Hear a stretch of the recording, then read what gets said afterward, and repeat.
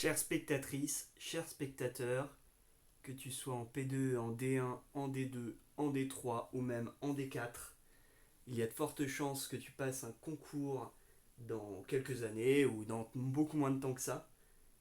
Mais ne t'inquiète pas, je ne te laisse pas seul. Je viens te donner cette vidéo, cette offrande, réussir les OCN ou les EDN sans bosser, mythe ou réalité. Évidemment, je ne vais pas vous apprendre comment on bosse, quels efforts vous devez faire.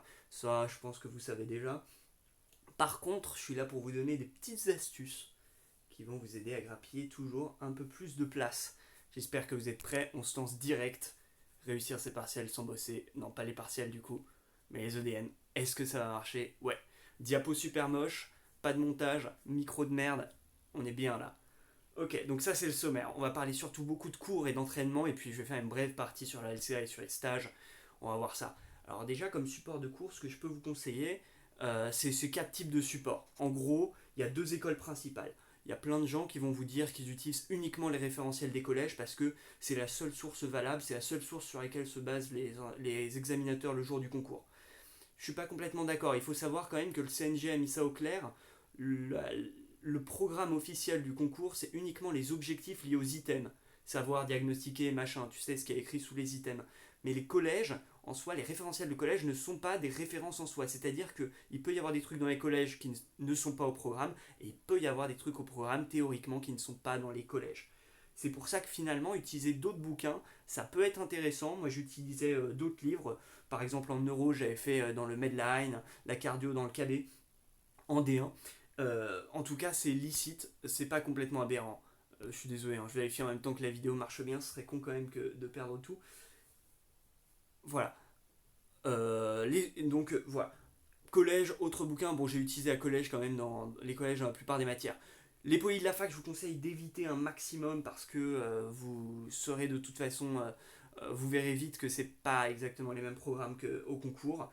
Et puis concernant les fiches, eh ben, c'est tout un débat. Vous pouvez évidemment faire vos propres fiches, c'est une technique qui a bien marché. Bah, l'auteur du Matchbook, il a fait un livre à partir de ses propres fiches et il avait majoré le concours. Donc ça marche, mais ça prend beaucoup de temps. Moi, je l'avais pas fait. J'ai utilisé uniquement un livre de fiches en D4. Moi, j'ai pas fait mes propres fiches. J'ai utilisé du coup le Matchbook. Mais parlons-en justement de ces livres de fiches. Je pense pas qu'il y ait de grandes différences de fond en termes de qualité entre les différents livres de fiches. Martingale, Codex, Micbook, Matchbook, je pense que c'est tous des très bons livres de fiches. La différence, c'est sur la forme. Donc la question, c'est quel type de forme vous voulez. Si vous aimez bien la forme du matchbook, tant mieux. Si vous aimez bien la forme de la martingale, de sa fiche bien sûr, et ben choisissez ce que vous voulez. Effectivement, les fiches sont souvent des plus vieilles éditions. Moi, c'est pas forcément à jour. Moi, ça m'a pas tant posé de problème que ça. Bon, déjà, j'ai utilisé le matchbook qui était relativement récent.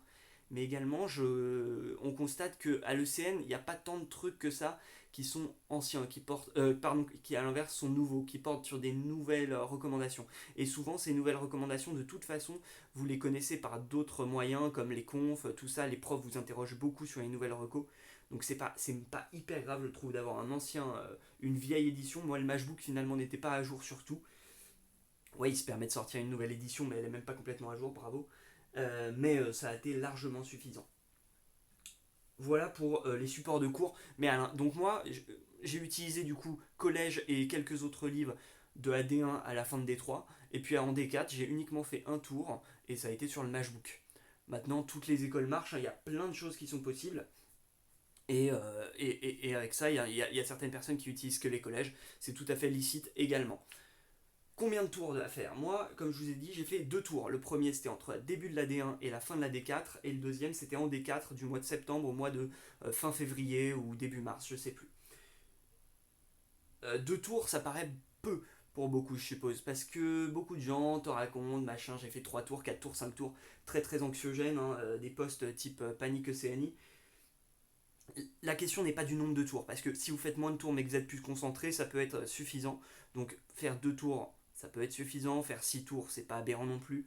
Tout est valable, je pense, mais dans tous les cas, à chaque fois que vous faites un tour, que ce soit votre premier, votre deuxième, peu importe, faites-le comme si c'était la dernière fois que vous lisiez votre référentiel, votre cours. Je vais vous dire un truc qui est un peu déprimant, hein.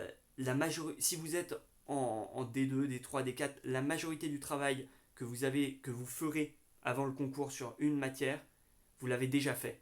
C'est-à-dire que si vous avez fait la cardio en D1, moi la cardio en D1 par exemple, ça m'avait pris 5 semaines. J'ai plus revu la cardio jusqu'en D4 après ça. Et en D4, j'ai eu le temps de revoir la cardio pendant une semaine et demie. Donc en gros, la grande majorité du travail que j'ai fait en cardio pour le CN, je l'avais déjà fait en D1. C'est pour ça que c'est important d'être concentré, et pour moi, c'est vrai que c'est un plus si dès la D1 vous visez concours. Mais voilà, c'est toujours un peu stressant, on n'a pas envie de se poser la question, on a envie de passer à autre chose, on a envie de faire des activités avec la fac, et vous avez bien raison. Voilà. Et dans tous les cas, en termes de nombre de tours, ne soyez pas stressé si vous faites qu'un ou deux tours alors que vos potes en font 3 fois plus. Évidemment, bon, différence fondamentale entre comprendre et apprendre, et je dirais jamais assez qu'il faut forcer pour comprendre plutôt que de juste retenir les choses. Comprendre, c'est mettre des choses dans son esprit au long terme, et donc notamment si vous êtes au début de l'externat, il faut pour moi insister pour comprendre les choses, quitte à pas retenir tous les trucs de bête par cœur comme les scores, les listes. Je vais vous donner d'autres exemples, mais voilà.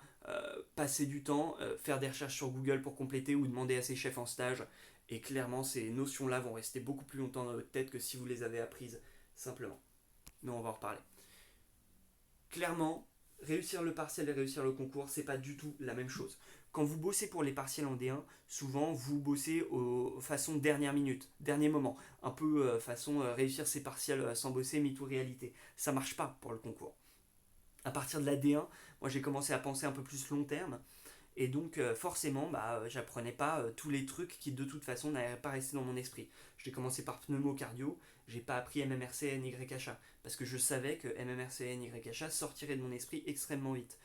Donc je les connaissais pas, et je les ai jamais appris ces scores-là jusqu'à une semaine avant le CN. Et pour les partiels, je les connaissais pas pour les partiels de dernière, mais on s'en fout. Enfin, on s'en fout. En général, tu arrives à valider quand même pas mal. Tu arrives à valider avec 10 sur 20, et puis moi, il n'y a pas de souci, j'ai toujours validé très très juste les partiels. Ça ne m'a pas posé de souci pour le concours derrière. Voilà. Clairement, moi par exemple, le dernier partiel que j'ai fait, c'était en D3, en fin de D3, c'est mon partiel d'Onco. J'ai validé l'onco à 10,00, donc on m'a remonté ma note, tout ça, j'étais bien naze. Mais parce que j'avais pas fait d'onco depuis 3 mois et que j'avais pas voulu apprendre juste par cœur bêtement des TNM, des choses comme ça. Donc j'ai perdu des points. Mais 2 semaines plus tard, il y avait le concours blanc de fin de D3. Et là, par contre, j'ai fait un classement hyper stylé, genre. Et donc, voilà, vos résultats au partiel ne déterminent pas vos résultats au concours, loin de là. Moi, j'étais vraiment dans les derniers de ma promo au partiel à chaque fois. Voilà. Ensuite, une question qu'on m'a posée récemment, est-ce qu'il vaut mieux voir des nouveaux cours ou réviser des anciennes matières? Si vous n'avez pas encore fini tout le programme de ECN, moi j'avais fini le programme au mois de mai de D3. C'est là que j'ai tout fini. Tant que vous n'avez pas fini, je vous conseille d'avancer. Réviser les anciens cours, en fait, vous avez l'impression que vos anciens cours, vous les avez oubliés, les cours de D1, tout ça. Mais en fait, c'est pas totalement vrai. Il reste probablement une racine, une base dans votre tête. Ça, c'est la première des choses. Et deuxième chose, ces cours-là de D1, de D2, vous les revoyez au fur et à mesure en stage. Quand en stage, vous avez un patient, même si vous n'êtes pas du tout en stage de cardio, si vous avez vu la cardio 2 ans avant et que le patient a un ECG pour quelconque raison, parce que tous les patients ont des ECG, et ben vous allez lire en réflexe, vous allez avoir le réflexe de lire l'ECG. Et donc vous allez réviser la cardio au fur et à mesure, sans même vous en rendre compte. Alors que des matières que vous n'avez pas fait, si vous n'avez pas fait gynéco-obstétrique, que vous voyez une femme enceinte en stage, mais qui vient pour complètement autre chose, vous n'allez pas vous intéresser à sa grossesse parce que vous y connaissez rien. Et c'est normal. Donc vous inquiétez pas pour les matières anciennes, en fait vous les connaissez probablement mieux que vous le pensez. Et à l'inverse, je vous conseille de balancer tout sur les nouvelles matières. Même cet été, si vous voulez, je vous conseille plutôt de vous avancer pour l'année suivante plutôt que de revoir des trucs que vous avez déjà vus. Ça, c'est clair. Euh, voilà. Au total, non, pour finir là-dessus, moi, je me suis retrouvé à être meilleur en cardio, par exemple, en fin de D3 qu'en fin de D1, alors que j'avais fait la cardio qu'en D1 et que je l'ai pas revu derrière. Juste parce que j'ai revu en stage, juste parce que j'ai posé des questions à des chefs. Voilà. Voilà, c'est tout. Un message peut-être un petit peu plus rassurant, un petit peu moins cruel, hein, cette vidéo est cruelle comme ce concours, mais sur le fait qu'effectivement les choses vont s'éclaircir au fur et à mesure. Le problème de la médecine, c'est qu'il n'y a pas de début. C'est comme un puzzle, mais quand tu fais un puzzle, tu commences par les coins, puis tu fais les côtés. Il y a un ordre logique dans lequel tu fais le puzzle. En médecine, il n'y a pas d'ordre logique. C'est comme un puzzle en forme de sphère, en forme de globe terrestre, là. Il n'y a pas de pièce par laquelle commencer. Donc tu vas te lancer dans une première matière, moi c'était pneumo, et puis je captais absolument rien. Et au fur et à mesure, tu vas voir les pièces qui se lient entre elles. Genre tu fais l'HGE, tu vas voir la diverticulite sigmoïdienne, et ça va te rappeler un peu les infections pulmonaires, parce que c'est tous les deux des infections, ça parle tous les deux d'antibiotiques, de bactéries, et donc tu vas voir un lien, et tu vas rattacher ces pièces ensemble. Et au fur et à mesure, le puzzle va se compléter, et à un moment, je pense que tu peux avoir un déclic. Moi, c'était vraiment en fin de D2 où j'ai commencé à voir le tableau global, c'est-à-dire à quoi allait ressembler le puzzle terminé. Ça ne veut pas dire qu'il était terminé, ça veut dire que je voyais à peu près quelle forme il allait avoir, quelle taille il allait avoir, et après, une fois que tu as visualisé ça, tu vas beaucoup plus vite. Donc il ne faut pas avoir peur en D1, en D2 de prendre un peu plus de temps sur les matières, parce que de toute façon, en D3, tu vas aller beaucoup plus vite. Voilà. Ensuite, quoi retenir? C'est une très grosse question parce que évidemment vous ne pouvez pas tout savoir pour le concours. Moi, il y a plein de choses que je ne savais pas de mes collèges, de tout, bref, tu peux pas tout apprendre par cœur, d'où l'importance de hiérarchiser. Et qu'est-ce qui est le plus important à connaître pour le CN, pour le DN, pour le concours?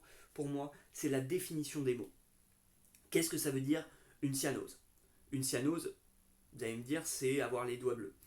Non, une cyanose, c'est aussi le fait d'avoir trop de sang déoxygéné, une baisse de la saturation en dioxygène de l'hémoglobine dans les tissus périphériques, dans les capillaires périphériques. Ok. Et là, ça a un sens physiopathologique. Et une fois que vous comprenez ce que veut dire le mot cyanose, vous comprenez mieux comment est-ce que vous pouvez examiner un patient et vous réagissez mieux face au QCM de ECN. Parce que vous allez le voir, mais les examinateurs du concours, contrairement aux examinateurs pour vos partiels ou en conf, au concours, on cherche à vous faire réfléchir et pas juste à savoir ce que vous avez retenu. Et donc, il faut comprendre la définition des mots. La sarcoïdose, c'est quoi? La sarcoïdose, c'est pas juste une maladie en pneumo un peu chelou. J'entends plein de gens dire tout le temps la sarcoïdose, cette maladie auto-immune. C'est pas une maladie auto-immune, la sarcoïdose. Sarcoïdose, c'est une maladie de cause inconnue qui entraîne la présence de granulomes dans plusieurs organes du corps. Et donc, en fait, probablement que c'est plusieurs maladies différentes, mais qu'on met dans le même sac parce que c'est cause inconnue. C'est quoi un granulome? Il faut savoir ce que c'est un granulome. Un granulome, c'est une bouillie de macrophages entourée de lymphocytes. Et une fois que vous vous focalisez sur ces définitions-là, les choses sont beaucoup plus logiques. Vous pouvez construire à partir de là. Donc c'est là-dessus qu'il faut se focaliser pour moi. Deuxièmement, ce qui est important de retenir, c'est les trucs qui vous seront utiles si vous êtes médecin ou interne des urgences. Pourquoi? Parce que les vieux PU qui vous font les questions au concours, ils se rappellent de leur époque à eux, quand les médecins ne passaient, enfin après la 6e année, étaient directement médecins, pouvaient direct faire des remplats, tout ça, je sais pas exactement comment ça marchait, mais ils étaient médecins quoi. Et donc, ils devaient déjà savoir prendre en charge des patients dans une consultation de médecine générale.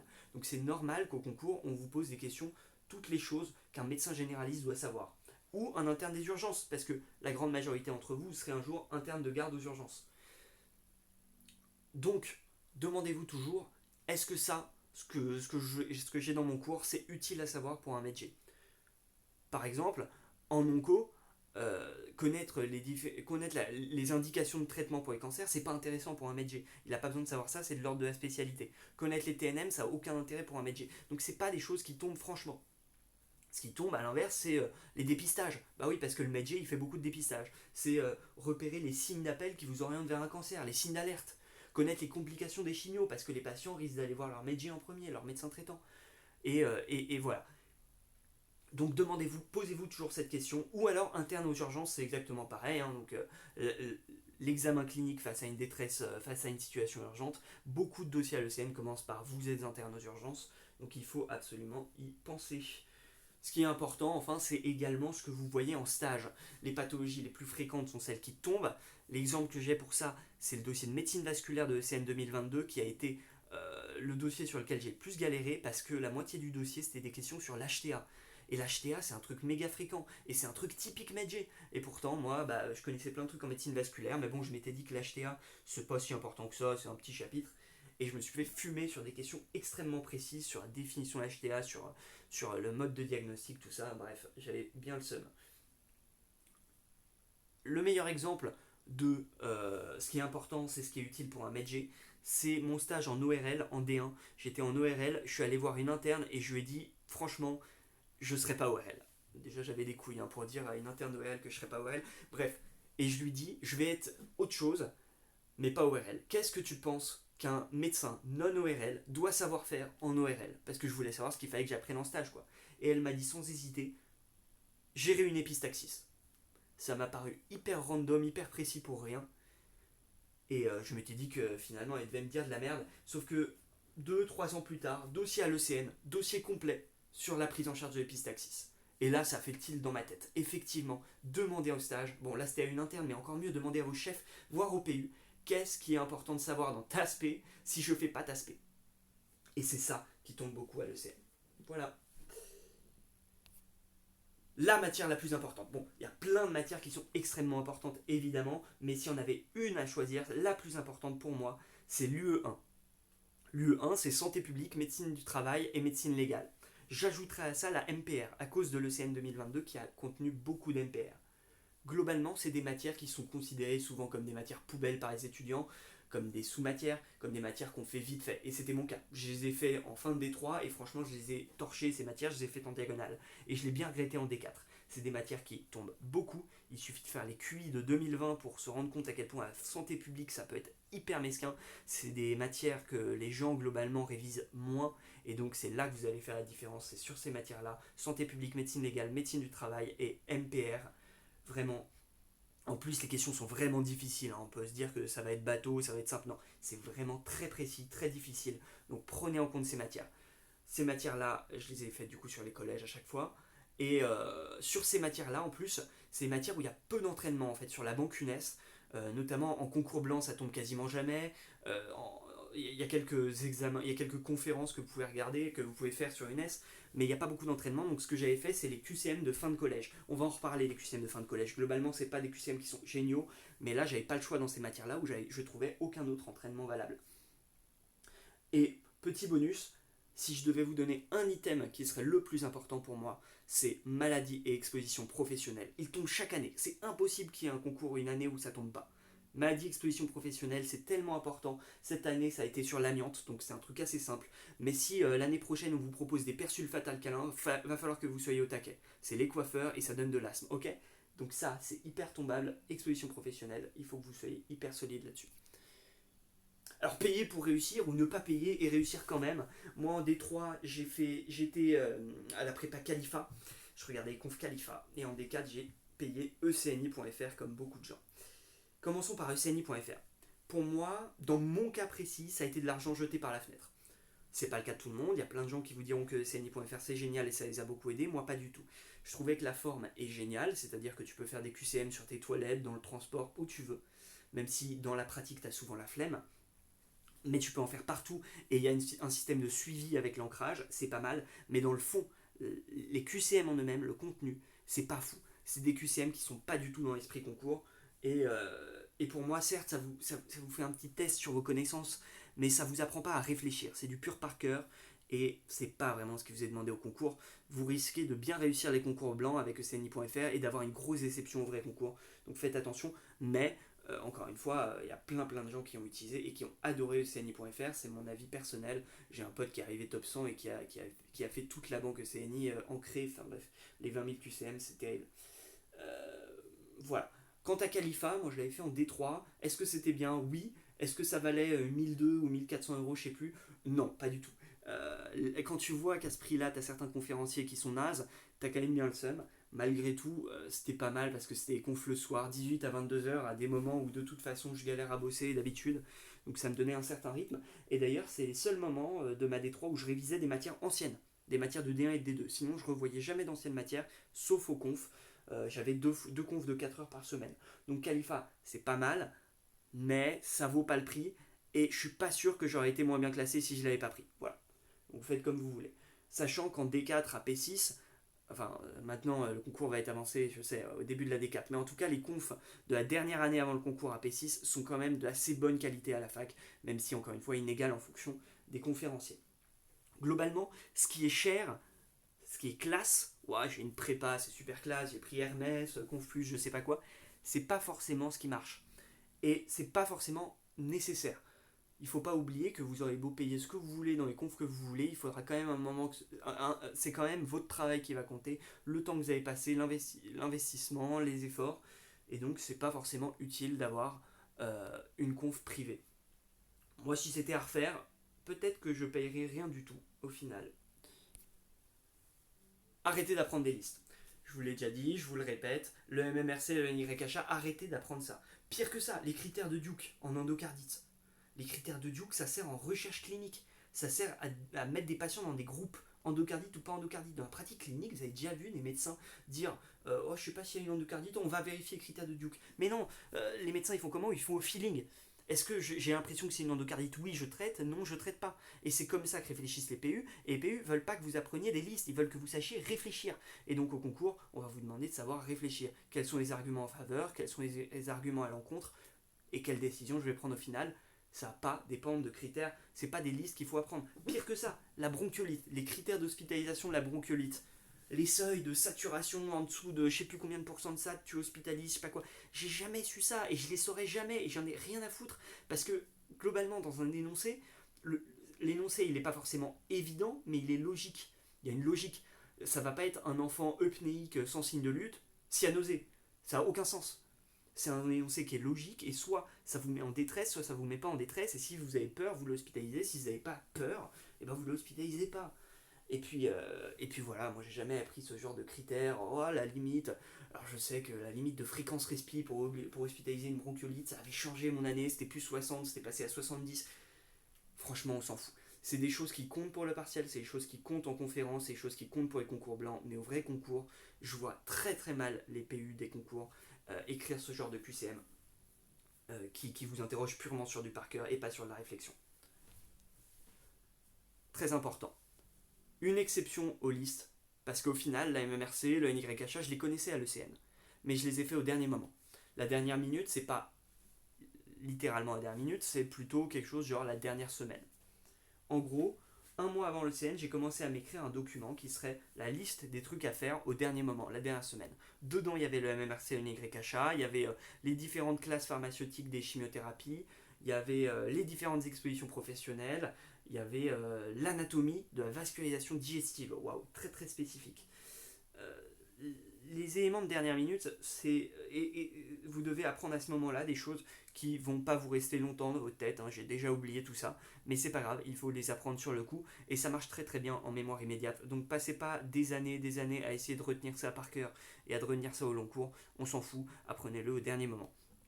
Pareil, y a une exception aux listes, un truc complètement fou, c'était le dossier d'infection de je crois 2021 ou 2020, je sais plus, où il y avait un paludisme et on vous demandait est-ce que vous hospitalisez le patient, je crois, et il n'y avait qu'un seul critère d'hospit parmi tout ce qu'avait le patient, il y avait un truc, c'était les plaquettes étaient trop basses. Je sais plus si c'était un critère d'hospit ou un critère de gravité, mais les plaquettes étaient un tout petit peu trop basses et du coup ça vous faisait hospitaliser ou ça vous faisait mettre en réa, je sais plus quoi. Donc là c'était hyper spécifique, mais c'est arrivé qu'une fois et c'est les infectiologues. Les infectiologues, c'est vrai qu'ils kiffent le par cœur, ils kiffent leur pili, ils kiffent les chiffres. Donc à la limite, oui, en infectio, et notamment sur le palu, je vous conseille d'apprendre la liste des critères de machin, mais c'est bien la seule exception. Voilà. Sinon, à part ça, la dernière minute, vous devez réfléchir sur ces éléments de dernière minute. Faire des trucs qui tombent. Par exemple, la vascularisation des viscères abdominaux, ça peut paraître complètement random, mais je sais très bien que s'il y a un dossier de Chirdige, ils vont forcément poser une question d'anat, et la question d'anat, c'est toujours de la vascularisation. C'est toujours pareil. Donc, qu'est-ce que j'ai fait? À 3 jours avant le CN, j'étais comme un con dans la BU de la Pitié-Salpêtrière à lire le Néther. Qui lit le Néther à 3 jours des ECN? Personne. Personne, mais moi je le faisais. Et le jour de ECN, je sais plus s'il y a eu un ou deux QCM de vascularisation digestive dans le dossier de Chirdige. Et là, j'étais extrêmement content et j'ai réussi ces QCM. Donc, voilà. On passe déjà à la deuxième partie, entraînement. Où est-ce qu'on s'entraîne? On s'entraîne sur plusieurs sources de QCM. La première et la plus importante, c'est les annales. Je vais en reparler de quand faire les annales, comment faire les annales. Bon, déjà, les annales, je vous rappelle qu'à l'ECN, super, j'ai un petit pop-up sur mon écran, c'est énorme. C'est pro, hein, tout ça, hein, cette conférence est très très pro, les gars. Les annales, vous n'avez pas de correction officielle par le CNG, ça c'est important.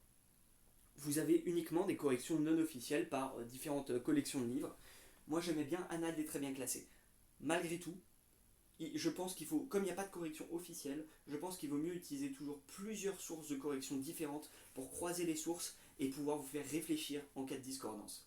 C'est pour ça que moi j'utilisais en premier Annales des très bien classés et pour les QI des très bien classés. Pour moi c'est le meilleur bouquin pour la correction des annales. C'est correction très détaillée. Alors ils vous font des rappels de cours à chaque QCM donc faut aimer. Moi j'aimais bien mais je lisais pas forcément tous les rappels de cours à chaque fois. Sinon, comme deuxième source, j'utilisais la correction des annales par ecni.fr, donc c'est le seul moment où j'ai utilisé ecni.fr, qui est une correction pas mal, pas aussi bien, mais pas mal. Il y a un peu plus d'erreurs, c'est un peu moins détaillé, mais c'est pas mal. Sinon, j'utilisais parfois également Hippocampus, mais à l'époque où c'était gratuit. De toute façon, Hippocampus, j'ai l'impression que des fois leurs corrections sont un peu pompées sur les corrections des très bien classés de CNI.fr, donc je sais pas si ça vaut vraiment le coup de payer Hippocampus maintenant que c'est payant. Et puis sinon, vous avez probablement d'autres bouquins qui vous proposent des corrections d'annales, et vous avez même la fac, je crois, qui vous propose des corrections des annales sur Moodle. Enfin bref, je vous laisse regarder ça. Pour les autres sources de QCM, pour moi, la deuxième meilleure source, c'est les océans blancs. Je vous rappelle quand même que les océans blancs, même l'océan blanc national annuel, n'est pas écrit, n'est plus écrit par les examinateurs du CNG. Donc ce n'est pas type ECN, d'accord? Aucun océan blanc n'est type ECN. Mais c'est des dossiers et des QCM qui sont bien relus, qui sont en général bien, il n'y a pas trop d'ambiguïté. Et parfois, sur une S, vous avez droit à des corrections détaillées. Parfois, si vous êtes chanceux. Et donc tout ça, effectivement, c'est sur une S.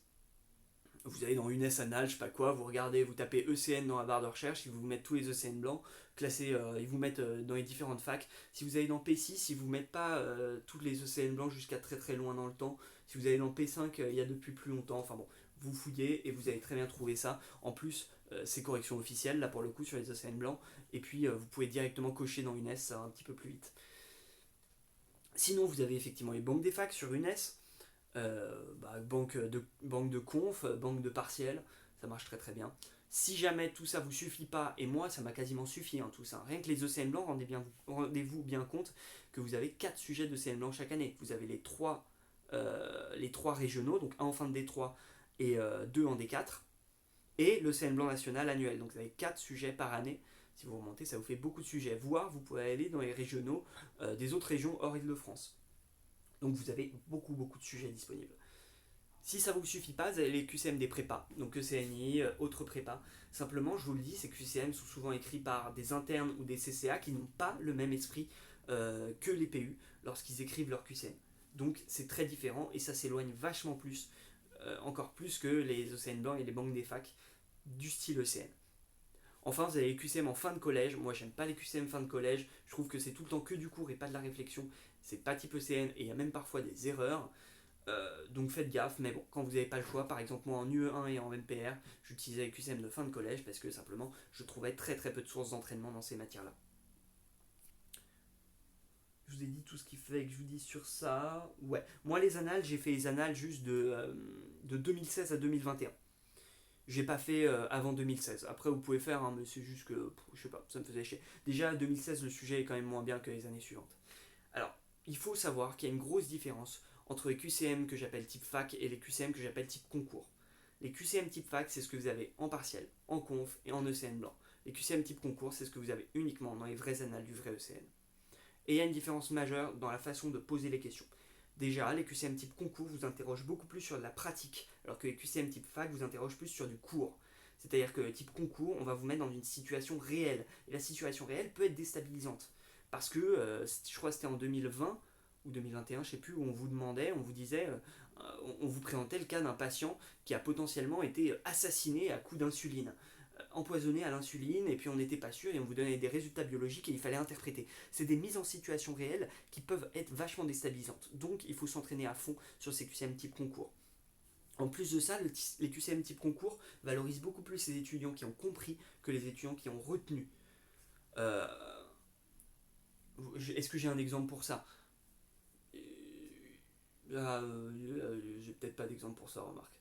Ou pas tout de suite, je vous en donnerai s'il y en a un qui m'arrive en tête. Dans tous les cas, les QCM type concours sont également beaucoup plus diagnostiques, alors que les QCM type fac sont beaucoup plus thérapeutiques. On vous pose tout le temps des questions de thérapeutique, de prise en charge dans les QCM type fac. Je soupçonne que c'est parce que la plupart de ces QCM sont écrits par des jeunes CCA et que la dernière chose qu'ils ont apprise dans leur cursus, c'est finalement les prises en charge, vu que les diagnostics, ils l'ont appris beaucoup plus tôt pendant leur externat. Et donc, ils vous font des QCM de prise en charge parce que c'est le dernier truc qu'ils ont appris. Alors que les QCM type concours, c'est beaucoup plus du diagnostic, et ça, on l'a particulièrement vu en 2022 avec ce dossier de néphro que je vais pas vous spoiler, mais où finalement on était complètement perdu, et c'est genre à la question 10 sur 15 qu'on te révèle enfin le diagnostic, mais pendant les 10 premières questions tu nages, et c'était hyper dur. Et franchement, quand tu es déstabilisé dans un dossier comme ça, que tu comprends rien à ce qui se passe, C'est vraiment, vraiment dur. Il faut vraiment s'habituer à ça et être beaucoup bien meilleur dans le diagnostic que dans les prises en charge. Quand vous révisez vos cours, voilà, il faut vraiment apprendre les modalités de diagnostic, les éléments du diagnostic. Voilà, voilà, voilà, voilà. Et puis pareil, un autre dossier de 2022 encore sur une pathologie complètement transversale. Je ne vais pas vous spoiler encore une fois le dossier, mais en gros c'est un dossier qui commençait par un homme d'une cinquantaine d'années qui avait des douleurs articulaires. Et là ça part mais n'importe comment. Et en fait la maladie était ultra chez-père, enfin chez-père, plus ou moins, mais voilà. Tout ça pour vous dire que le diagnostic ça compte, la réflexion ça compte, réagir par rapport des examens, à un examen clinique, à des éléments biologiques, c'est très important.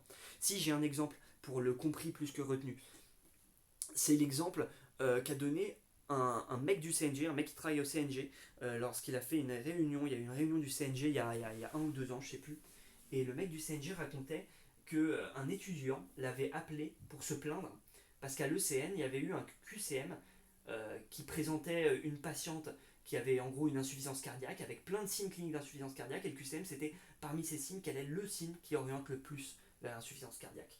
Et là, il proposait 5 signes qui sont tous des signes d'insuffisance cardiaque. Et celui qu'il fallait cocher, c'était l'orthopnée. C'était le plus spécifique. Et l'étudiant se plaignait en disant que ça, c'était écrit dans aucun cours, dans aucun collège, et que forcément, il fallait passer en stage pour le savoir. Et le mec du CNG était très ravi de cette réponse, de cette phrase de l'étudiant, parce qu'effectivement, il dit et il répète, ce mec du CNG, qu'il veut absolument valoriser les étudiants qui sont allés en stage plus que les étudiants qui révisent leur collège. Donc il faut avoir compris comment fonctionne un examen clinique, comment fonctionnent les signes, leur importance.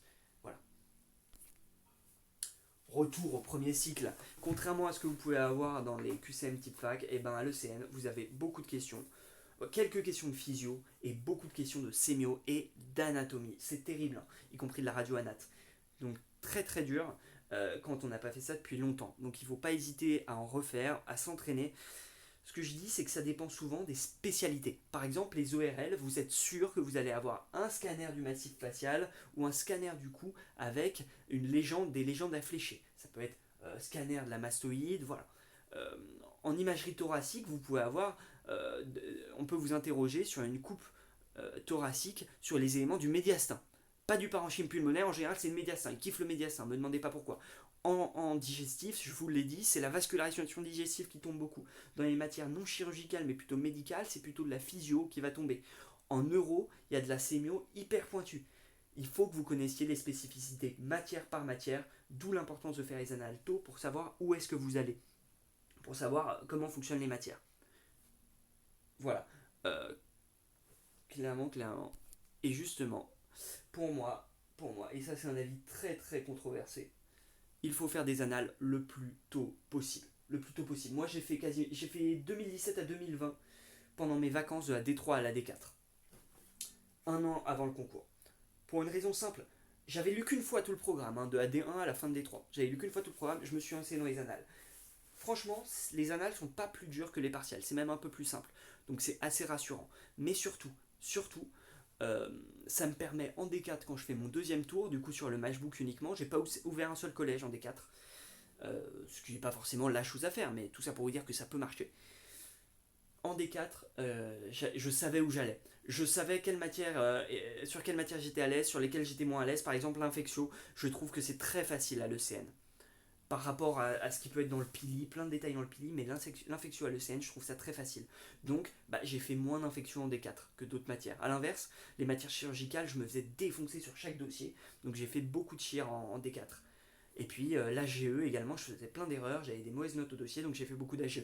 Donc faire des analtos, ça vous permet, de savoir comment sont les dossiers par matière, les dossiers, les spécialistes qui vous font plutôt tomber des trucs durs, des trucs simples, les spécialistes qui vous posent plutôt des questions d'anat, de physio, de sémio, plutôt de thérapeutique, et puis également ça vous permet de cibler vos propres faiblesses. Une fois que vous êtes entraîné, vous vous connaissez mieux. C'est une prise de recul, et moi je dirais jamais à quel point je recommande de faire des annales super tôt.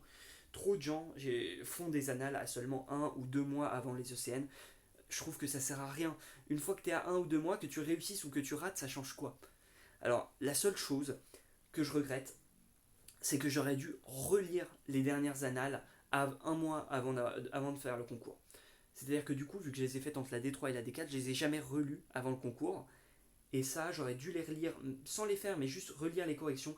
Parce qu'au concours, le dossier de Vasque il y avait beaucoup de questions dans le dossier de Vasque qui ressemblaient aux questions d'un dossier de Vasque qui était déjà tombé à l'ECN.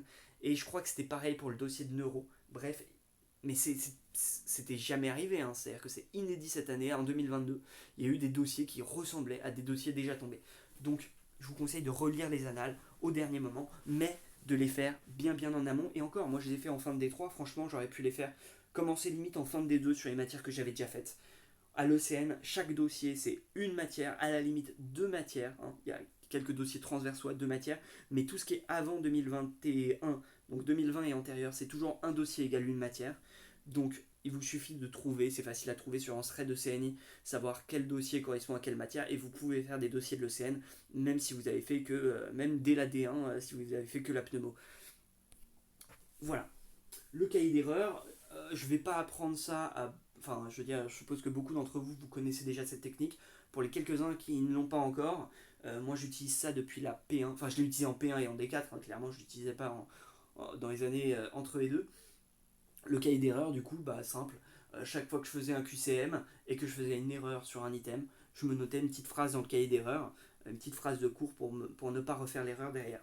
J'avais mon cahier d'erreur, c'était sur ma tablette, hein, sur une appli Evernote, peu importe, c'est une appli de notes, on s'en fout. J'avais trois cahiers d'erreur, un cahier d'erreur sur les erreurs faites sur les dossiers d'anal, un cahier d'erreur sur les erreurs en conf et un cahier d'erreur sur les erreurs faites sur les ECN blancs.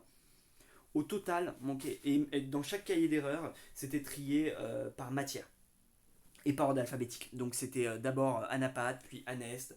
Après, je crois que tu avais la cardio. Voilà. Et par contre, les erreurs au sein de la matière, elles étaient en vrac. Hein, c'était des petits tirets. Et ça, c'est pas seulement un pense-bête. C'est un vrai support de cours. Une fois que j'ai fini mon deuxième tour de programme, du coup, en mars 2000, en mars avant le concours, j'ai plus jamais lu aucun livre de fiches ou aucun collège. Le seul cours que j'ai continué à lire, c'est mon cahier d'erreur. Pourquoi? Bah, si vous remplissez suffisamment votre cahier d'erreur, hein, moi à partir de mars, j'ai fait que des QCM. Hein. Tous les jours, je faisais que des QCM. Donc mon cahier d'erreur, au moment du concours, mon cahier d'erreur était tellement rempli que pour le lire en entier, pour lire les trois cahiers d'erreur en entier, il me fallait, je pense, une vingtaine ou une trentaine d'heures. Donc c'était des énormes cahiers d'erreur. Mais surtout, ces cahiers d'erreur contiennent les choses qui tombent, hein, parce que si ça tombe pas, bah, c'est pas dans votre cahier d'erreur, vous faites pas l'erreur.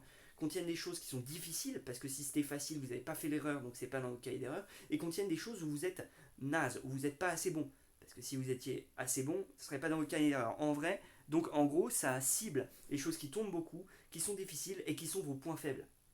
Et c'est pour ça que ça fait de votre cahier d'erreur le meilleur support de cours possible et un support de cours personnalisé. Voilà, donc moi j'ai continué à lire mon cahier d'erreur plein de fois jusqu'au concours et franchement il m'a beaucoup servi. En plus ça vous permet de prendre du recul parce que tu vas pouvoir constater dans quelle matière tu fais plus d'erreurs, dans quelle matière tu fais moins d'erreurs. Voilà. Est-ce que j'ai fini de parler de ça?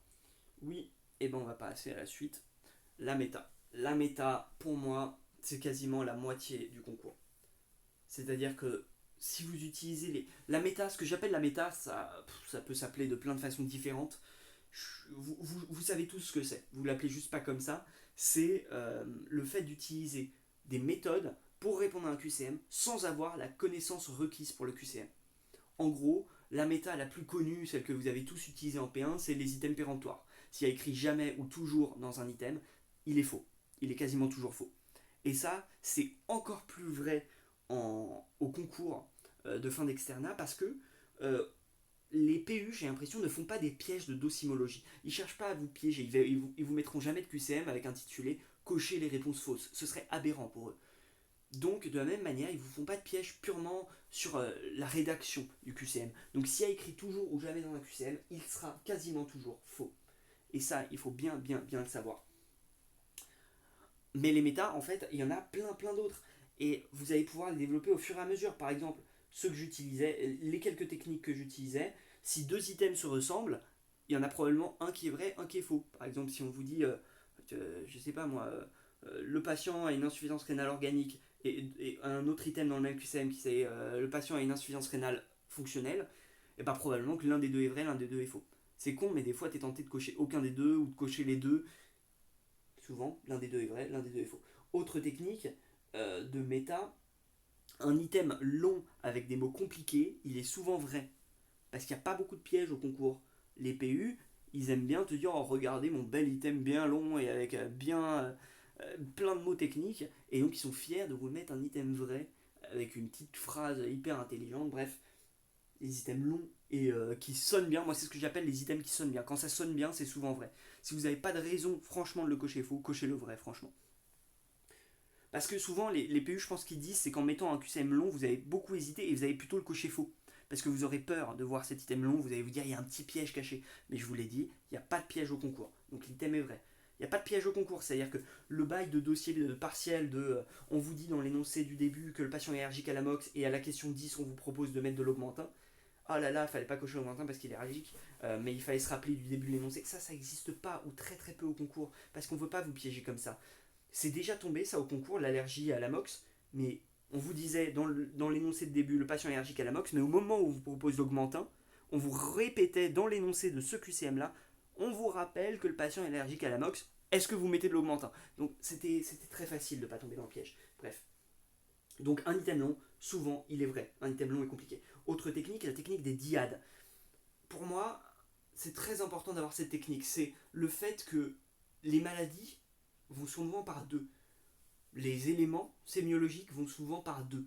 Les choses vont souvent par deux. Par exemple, pemphigoïde bulleuse et pemphigus. Par exemple, maladie de Crohn et RCH.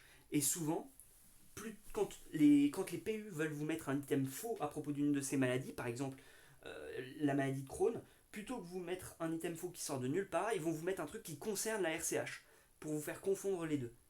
Et ça, vous allez me dire c'est évident, mais du coup la conséquence de ça, l'implication, c'est que vous, quand vous révisez vos items maladie de Crohn et rectocoïte hémorragique, les Mickey, vous allez pas tant apprendre ce que c'est que la maladie de Crohn, vous allez apprendre ce qui différencie la maladie de Crohn et la RCH. Et c'est ça qui est important au concours. C'est ça parce qu'on va vous faire le piège entre les deux. Pareil pour pemphigoïde bulleuse, pemphigus, il y a plein de maladies qui fonctionnent comme ça. Et des éléments sémiaux, par exemple une neuropathie périphérique versus une neuropathie pyramidale. Voilà. À l'examen sémiologique, donc rigidité versus hypotonie, voilà, tout ce que vous voulez. Enfin, c'est pas hypotonie, mais c'est, voilà, vous voyez ce que je veux dire, réflexe vif versus réflexe absent. Ça peut paraître con, mais du coup, quand vous voyez un item et vous vous demandez s'il est faux à l'ECN, demandez-vous s'il ne concerne pas une autre maladie, ou un autre syndrome, ou autre chose. Donc posez-vous la question de la diade. Si jamais c'est pas le cas, comment est-ce que sinon les PU font des items faux? Ils font des items faux à l'aide de mots contraires. L'exemple que j'ai à ça, c'est par exemple où on peut vous dire à l'ECN, la maladie de Birmer entraîne une langue rugueuse. Et là, vous réfléchissez, vous dites ah c'est sympa, en plus rugueux c'est un mot un peu stylé, il sonne bien, je vais peut-être le cocher. Là, la technique, c'est de vous dire je vais chercher le contraire. Le contraire de rugueux c'est lisse. Et donc vous dites la maladie de Birmer entraîne une langue lisse. Et là, bam, ça fait une explosion dans votre esprit. Langue lisse et des papillés, c'est bien ça. Et donc rugueux, c'était faux. Donc des fois, demandez-vous ce que c'est que le contraire de ce qu'on vous propose. Et souvent, ça vous aide à déterminer si c'est vrai ou faux l'item. Donc les contraires, les dyades, ça vous aide à... c'est comme ça que sont construits les items qui sont faux. Ensuite, autre technique qui n'est pas de moi, mais d'un de mes potes qui est arrivé d'ailleurs top 100, c'est le fait de savoir, c'est le fait de quand vous avez un QCM dans un dossier qui ne vous précise pas le nombre de questions, le nombre d'items à cocher, par exemple, quels sont les diagnostics que vous pouvez évoquer? Et là, vous pouvez en cocher 1, 2, 3, 4 ou 5. Globalement, et souvent ça fait paniquer ce genre de QCM parce que tu ne sais pas combien il faut cocher, s'il faut cocher large ou s'il faut cocher restreint. Globalement, si vous êtes en début de dossier, vous cochez large, si vous êtes en fin de dossier, vous cochez restreint. Parce qu'en début de dossier, le dossier s'ouvre, en fin de dossier, le dossier se ferme vers un diagnostic. Dernière technique qu'utilisait une pote à moi au vrai ECN, c'est le fait de jamais valider la dernière question à un DP. C'est-à-dire qu'elle fait tous les QCM, elle valide, et elle ne valide pas la réponse à sa dernière question. Parce qu'une fois que c'est validé, on ne peut plus modifier. Et le fait de ne pas valider la dernière question, ça permet quand même de faire les autres dossiers. Et tout à la fin, une fois qu'elle a fini tous les dossiers, elle valide la dernière question à chaque dossier en relisant et en voyant si elle ne peut pas modifier la réponse. Ça permet de modifier jusqu'au dernier moment. C'est des petites techniques qui peuvent vous grappiller quelques points. Mais la méta, de façon générale, est très utile. Moi, l'exemple que je donne, c'est en D3, j'avais fait un ECN blanc de Khalifa. Et dans l'ECN blanc, il y avait un dossier de néphro et j'avais pas fait la néphro encore. Et donc, je me suis tapé le dossier de néphro. C'était un infarctus rénal. Et franchement, Et franchement, je l'ai hyper bien réussi. J'ai eu une hyper bonne note et un bon classement sur ce dossier, alors que je connaissais rien de l'infarctus rénal, simplement parce que j'ai mobilisé des connaissances concernant l'infarctus cardiaque, l'infarctus digestif, et j'ai relié un peu les connaissances, et j'ai utilisé beaucoup de méta, les items péremptoires, les diades, tout ça. Toutes les choses que j'ai pu utiliser. Des techniques de méta, il y en a en fait une infinité. Je vous invite à inventer vos propres techniques, mais il n'y a pas de secret. Pour les développer, ces techniques, il faut que vous fassiez des QCM, et notamment des QCM d'anal, parce que les techniques de méta sont adaptées en fonction du QCM qu'on vous pose. Et donc, il faut que vous connaissiez le style de QCM qui tombe au concours. On a enfin fini cette longue partie sur la méta. Le jour J. Le jour J, j'ai entendu dire que la dosymologie change et que maintenant, dans une seule épreuve, vous allez avoir à la fois des QI et des dossiers. Bon, il va sans dire qu'il faut commencer par les QI, parce que les QI, vous pouvez revenir dessus après, contrairement à si vous commencez par les dossiers. Je vous conseille de façon générale, notamment sur les dossiers, de prendre votre temps sur les premiers QCM de dossier. J'ai tendance à remarquer que les premiers QCM de dossier sont souvent les plus durs, parce que c'est le moment où vous êtes perdu, et c'est le moment où ils vous posent des questions de diagnostic. Or, les PU, je vous ai dit, ils adorent les questions de diagnostic. Donc, c'est des questions qui sont compliquées, pointues, sémiologiquement, il faut avoir les idées au clair. Et donc moi, je prenais toujours du temps sur le premier QCM d'un dossier. Et notamment le jour de la première épreuve. T'es pas chaud, tu sors de chez toi, t'es une boule de stress basiquement. Donc je vous conseille de prendre le temps sur ce premier QCM. Moi, le tout premier QCM du tout premier dossier de l'ECN 2022, j'ai pris 10 ou 15 minutes juste pour le premier QCM. J'ai relu 10 000 fois en long, en large, en travers, j'ai réfléchi, j'ai essayé de mobiliser les connaissances de cours et j'ai fini par cocher le QCM. C'est con de faire des erreurs d'inattention juste parce que vous n'avez pas voulu prendre le temps. Ensuite, vous relisez quand vous avez fini. Hein. Là, autant, vous pouvez toujours modifier vos réponses sur les QI. Dans les épreuves, vous pouvez modifier vos réponses. Vous relisez. J'en ai rien à foutre si vous avez déjà relu, si vous avez déjà eu le temps de relire, vous relisez jusqu'à la fin du temps. Franchement, c'est une épreuve dans votre vie. Vous n'avez pas chipoté sur ouais, j'en ai marre, j'ai pas envie de relire. Ensuite, vous n'êtes pas obligé de faire les dossiers dans l'ordre. Rappelez-vous-le bien, par exemple, moi, à l'ECN 2022, il y avait un dossier qui partait sur des douleurs articulaires, mais je ne savais pas bien si c'était un dossier de rhumato ou de médecine interne ou quoi. Et du coup, j'ai fait la suite des dossiers, j'ai fait les dossiers suivants. Et en fait, comme dans les dossiers suivants, il y a eu un dossier de rhumato, et je me suis dit que ce dossier sur lequel je bloquais, c'était probablement pas un dossier de rhumato. Bref, je sais plus comment j'avais fait, mais j'avais fait un truc comme ça. Vous n'êtes pas obligé de faire les dossiers dans l'ordre. Si jamais vous ne sentez pas un dossier, passez au suivant. Dernière chose, vous ne serez pas prêt le jour J. C'est normal, c'est comme en P1. Vous arriverez, vous aurez l'impression d'avoir tout oublié. C'est normal, tout le monde est comme ça. Ça va bien se passer. Enfin non, ça va mal se passer, mais c'est un dur moment à passer et après vous serez content que ce soit terminé. Et je vous ai dit, je suis pas là pour du bonheur, c'est une vidéo cruelle pour un concours cruel. On a déjà fini cette partie sur les entraînements. Donc, juste en conclusion de l'entraînement, je vous dirais que c'est quand même. Moi, j'ai fait énormément d'entraînement en D4. À partir du mois de mars, je faisais que des QCM. C'est en faisant des QCM que tu développes la méta. Et rappelez-vous, à l'ECN, il ne faut pas connaître des cours. Il faut savoir répondre à des QCM. Et c'est pas tout le temps la même chose. Souvent, c'est rassurant de relire les cours, surtout que tu as l'impression de ne pas avoir tout retenu dans tes cours. Mais en fait, on s'en fout de tout retenir dans les cours. Ce qui est important, c'est de savoir répondre aux questions. Et les questions, elles ne concernent pas l'intégralité du cours. Elles ne concernent pas les détails les plus perchés du cours en général. Donc, allez chercher l'entraînement et arrêtez de relire 10 000 fois votre cours juste pour vous rassurer. Voilà. Si ma D4 était à refaire, je suis même pas sûr que je ferais mon tour de cours dans le matchbook. Je suis même pas sûr que je ferais le deuxième tour. Je me serais peut-être contenté de mon tour de la D1 à la D3. Même si franchement, j'avais oublié plein de trucs et que j'ai pas tout retenu. Hein. J'étais pas un monstre, hein. J'étais pas là en mode en fin de D3, ouais, ça là, je connais toute la médecine. Pas du tout. Mais je pense que si à la place d'avoir lu le matchbook, j'avais fait que des QCM, peut-être que j'aurais eu un classement un peu meilleur. Je suis pas sûr. Franchement, c'est kiff-kiff, mais en tout cas, ce serait pas aberrant de le faire. Ok. Beaucoup d'entraînement, peu de cours. Pour moi, c'est important. Pardon. La LCA. La LCA, pour moi, il y a deux types de personnes. Il y a ceux qui captent la LCA très très vite dès qu'ils le lisent et ceux qui ont plus de mal. Si vous êtes dans la première catégorie, si quand vous lisez la LCA pour la première fois, vous captez vite, la question n'est pas tant comment bosser la LCA, mais est-ce que vous avez vraiment besoin de bosser la LCA. Le poly d'Agnès Deschartres qui est génial, vous pouvez le lire n'importe quand pendant votre externat, basiquement moi je l'ai lu en fin de D2, et à partir de là, une fois que vous l'avez lu juste une fois, je vous conseille direct de faire un article. C'est pas rassurant, ça fait flipper, ouais. Faites un article, une annale, n'importe quoi. Faites un article corrigé et voyez si vous y arrivez. Et si vous y arrivez en ayant lu seulement une fois le cours, c'est probablement que vous êtes dans la première catégorie, c'est-à-dire que la LCA pour vous est très logique. Et ça veut dire quoi? Ça veut dire que potentiellement vous n'avez pas besoin forcément de faire de LCA.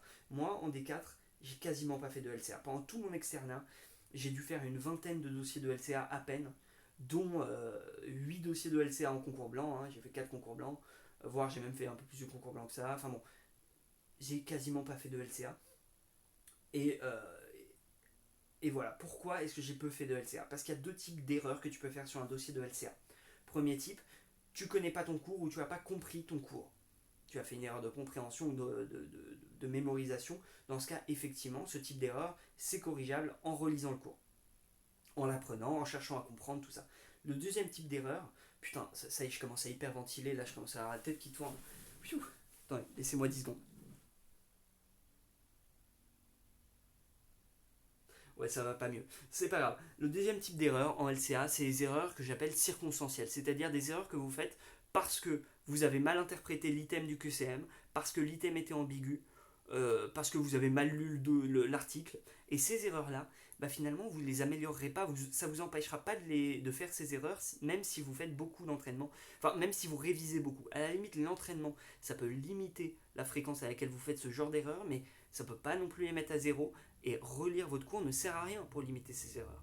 Et donc moi, j'ai vite remarqué que là, quasiment toutes les erreurs que je faisais, c'était le deuxième type, c'est-à-dire les erreurs circonstancielles. Et donc lire du cours, c'est pas forcément intéressant. Maintenant, ça dépend de comment vous êtes. Si au début, quand vous faites votre premier article, vous galérez, vous n'avez pas une bonne note, et ben dans ce cas, effectivement, il vaut peut-être mieux relire le cours d'Agnès Deschartres, regarder ses conférences. Mais moi, j'ai regardé aucune conférence d'Agnès Deschartres et j'ai lu qu'une seule fois son poly, et c'est passé.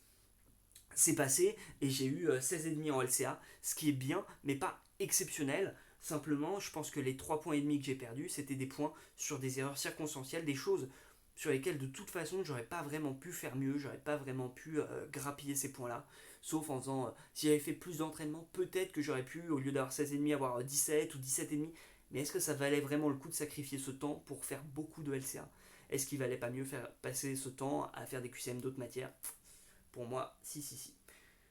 Donc voilà, dans tous les cas, quand vous corrigez les annales de LCA, parce que j'ai quand même fait des annales de LCA, autant sur les QCM des dossiers et les QI, j'utilisais deux sources de correction. Pour la LCA, j'en utilisais bien plus. Parce que la LCA, c'est toujours ambigu, et donc je cherche toujours à avoir le plus d'avis différents possible. Pour moi, la meilleure correction des annales de LCA, ça reste la correction d'Agnès Deschartres. C'est la plus juste, même si, attention, ce n'est pas une correction détaillée. Enfin, sauf si elle l'a faite, si elle a ajouté une correction détaillée récemment. Mais à l'époque où je l'ai fait, c'était pas une correction détaillée. J'en suis où? 52 minutes, ça va. Ça va. Euh, Deuxième source de correction que j'aimais bien, ecni.fr. Là, pour le coup, je trouvais que leur correction de la LCA était meilleure que la correction des DP et des QI. Troisième source que j'utilisais, LCAD très bien classé, qui était un peu moins bien que CNI, mais qui était quand même une très bonne source de correction de la LCA. Quatrième source que j'utilisais, c'est la LCA corrigée par Théo Pézel, qui était la moins bonne de ces quatre sources. Beaucoup de gens kiffent le livre de LCA, le bouquin de cours de LCA de Léo Pézel. En réalité, vous pouvez très bien utiliser le Polydynamique Deschartres qui est très bien. Par contre, sa correction des annales de LCA, Théo Pézel, elle est bourrée d'erreurs, donc faites bien attention. Et surtout, ne l'utilisez pas comme support unique. Enfin, le seul conseil que je peux vous donner en LCA, et c'est un conseil qu'Agnès va vous donner aussi, restez flou. Malheureusement, il y a des erreurs, il y a des ambiguïtés en LCA, et très souvent, ils ne vont pas vous chercher dans les tout petits détails en LCA. Donc, si un truc. L'exemple que je donne, c'est il y a quelques années, il y a un dossier de LCA où c'était un article, et on vous demandait est-ce que l'article est en intention de traiter. Et concrètement, dans le texte de l'article, c'était écrit intention de traiter, mais quand tu regardais le tableau des effectifs, en fait, c'était pas une vraie intention de traiter. Tout le monde, tous les patients, tous les sujets n'étaient pas analysés. Bref, c'était pas une vraie intention de traiter. Mais pourtant, d'après Agnès, qui a des infos, cet item était à cocher vrai. L'intention de traiter. Donc, il faut pas titiller, il faut rester flou, ce qui est hyper frustrant. Hein. L'épreuve de LCA manque de précision, mais ne soyez pas plus précis que l'épreuve. Voilà. Quatrième partie sur les stages. Elle va être rapide, hein, je ne prétends pas pouvoir vous apprendre. Voilà, hein, vous avez fait des stages, vous êtes en stage, vous savez ce que c'est les stages.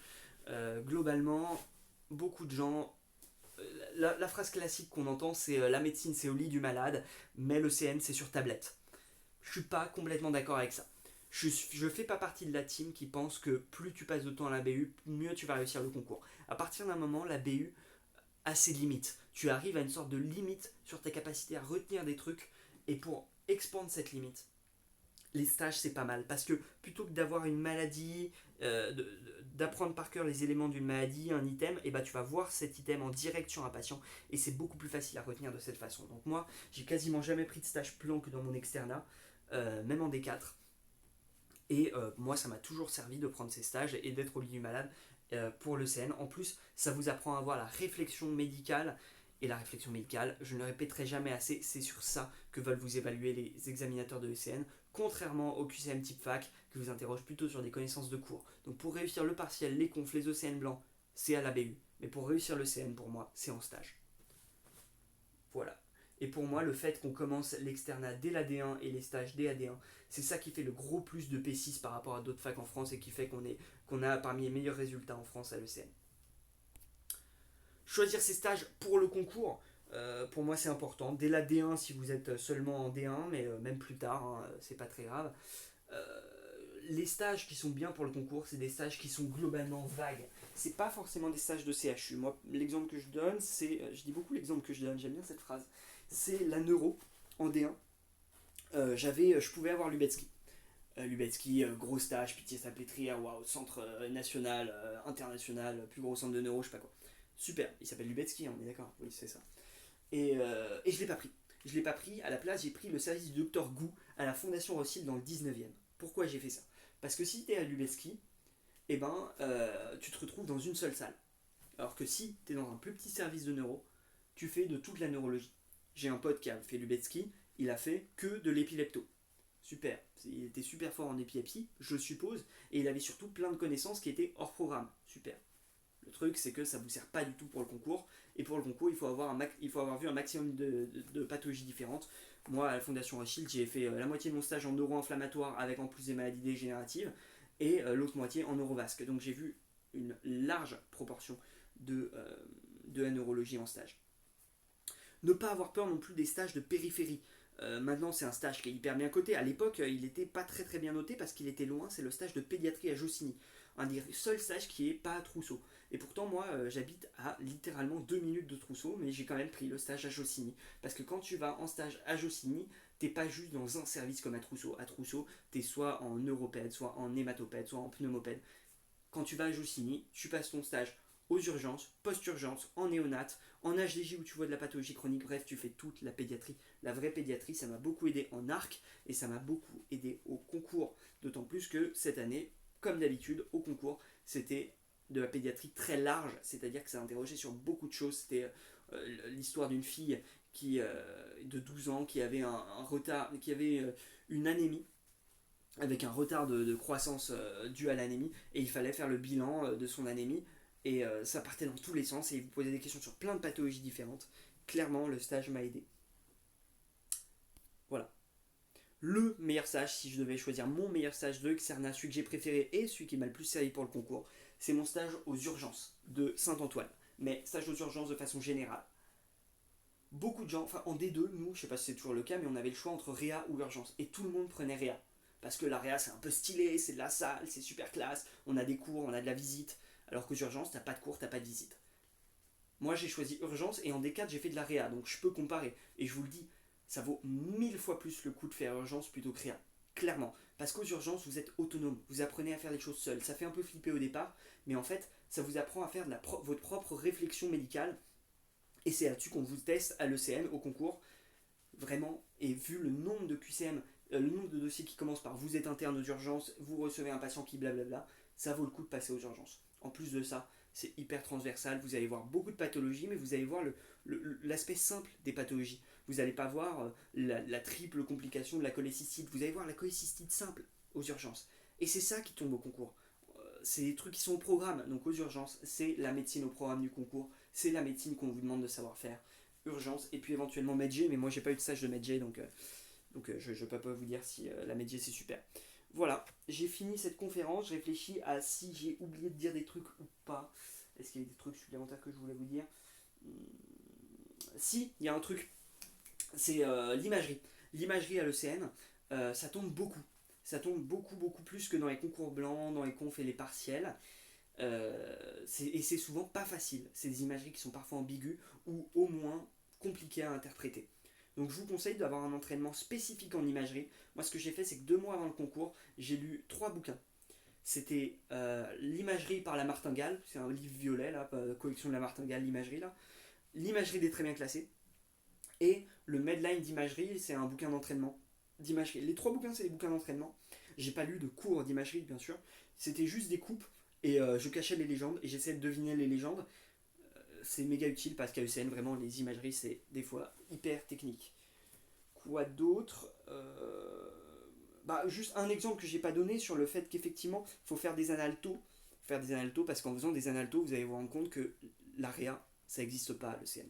Enfin, on va voir avec la nouvelle docimologie, mais pour l'instant, il n'y a jamais eu de dossier de réa à l'ECN. En 2021, il y a eu un demi-dossier d'Anestrea sur un polytro. Mais c'est pas de la vraie réa mire. Et à l'ECN, il n'y a jamais eu de mire. Or, on insiste, j'ai l'impression, beaucoup dans notre fac sur la mire. Le bouquin de mire est super long et super dur. Et pourtant, ça ne tombe pas à l'ECN. Donc peut-être qu'il ne faut pas insister les efforts sur cette matière. Bref, faire des analtos, ça vous aide à réfléchir sur quelles matières sont vraiment importantes. Je regarde ma petite fiche de notes pour voir si j'ai oublié de vous dire des trucs. Mais en fait, comme je l'ai lu au fur et à mesure, je ne crois pas que j'ai oublié grand chose. Si vous avez des questions, n'hésitez pas à me contacter sur Messenger ou voilà, n'hésitez pas. Ou même en commentaire de cette vidéo. Like and subscribe, hein, tu connais. Je ne compte pas devenir youtubeur et j'espère que cette vidéo aura pu vous aider. C'était la dernière, je pense, dans la collection des vidéos réussir sans bosser, mytho réalité. Voilà, donc j'espère que ça vous a plu et je réfléchis encore, mais non, j'ai pas grand chose de plus à vous dire. Au pire, si j'ai des trucs de plus que j'ai oublié de vous dire, je mettrai ça dans la description. Allez, bon courage pour le concours, vous êtes les meilleurs, peut-être pas, mais vous serez tous médecins.